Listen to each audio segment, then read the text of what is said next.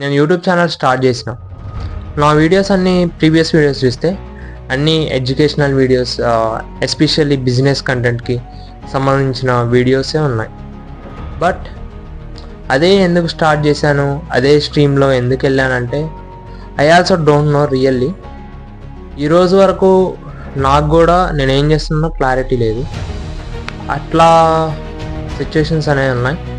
And really I don't no in which category should I start my YouTube channel, become a best YouTuber, best content creator. I really don't know.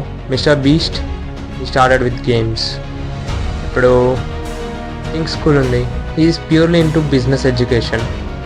Tarvata Ranveer Alvadia, Beer Biceps, he is completely into podcast.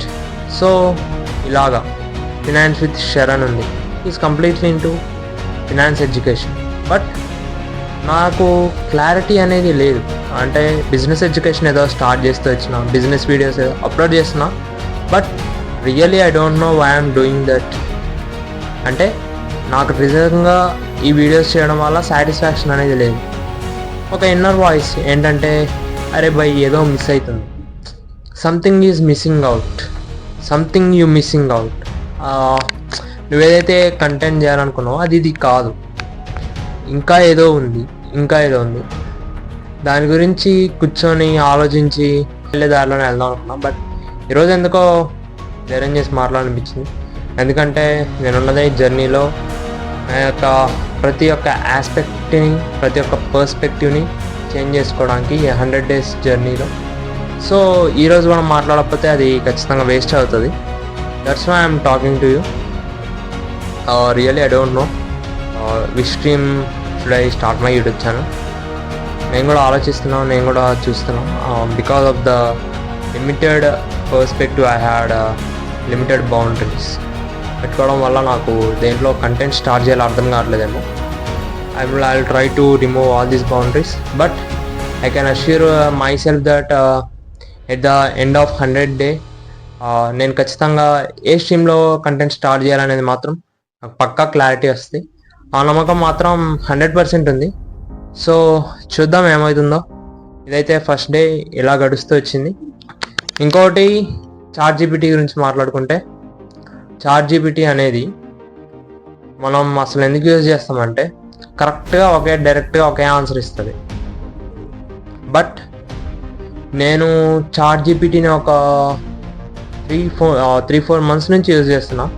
Especially నా content creation research కోసం కానీ కొన్ని leads కోసం కానీ use చేస్తున్నా. But నాకు ఈ 3-4 monthsలో అర్థమైంది ఏంటంటే, నాకు ఎంతవరకు అయితే నాలెడ్జ్ అనేది ఉందో అంతవరకే దాన్ని చూపెట్టగలుగుతుంది, కానీ అంతకంటే ఎక్కువ ఏం చూపెట్టట్లేదు.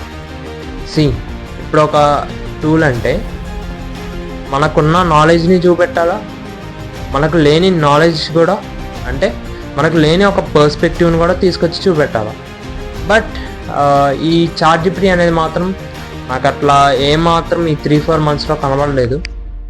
గూగులే బెటర్. ఒక 10 answers ఇచ్చినా సరే, 10 articles ఇచ్చినా సరే, ఆ ఆర్టికల్ రాసినోడికి డిఫరెంట్ పర్స్పెక్టివ్ ఉంటుంది. కాబట్టి వాడి ఆర్టికల్ చదివినప్పుడు మనకి ఏదో ఒకటి నేర్చుకోవడానికి ఉంటుంది. బట్ ChatGPT ఎట్లా అంటే ఉన్న పర్స్పెక్టివ్ని, మనకి ఏదైతే పర్స్పెక్టివ్ ఉందో అదే చూపిస్తే ఇంకా ఏం రాబోయే ఉపయోగం? ఒక డైరెక్ట్ ఆన్సర్ ఇచ్చిద్దానే తప్ప ఏమైనా ఉపయోగం ఉందా? అట్లా ఈ ChatGPT ఉంది. ఈ ChatGPT అనే కాదు, ఏ టూల్ ఏదైనా సరే, అది గ్రోక్ అయినా సరే, రిలీజ్ అయినా ఏదైనా సరే, అన్నీ ఇట్లే ఉన్నాయి. ఎక్కడ కూడా ఒక డిఫరెంట్ థింకింగ్లో, డిఫరెంట్ పర్స్పెక్టివ్లో ఎవరు రావట్లేదు. చూద్దాం ఫ్యూచర్లో ఏమవుతుందో.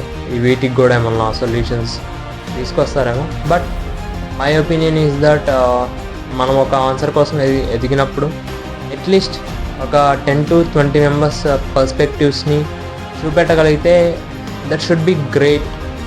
కంటెంట్ చదవడానికైనా సరే, మనం కూడా మన నాలెడ్జ్ని పెంచుకోవడానికైనా సరే, that should be useful. This is my thought only. మీరేమనుకుంటున్నారో కామెంట్ సెక్షన్లో తెలియజేయండి.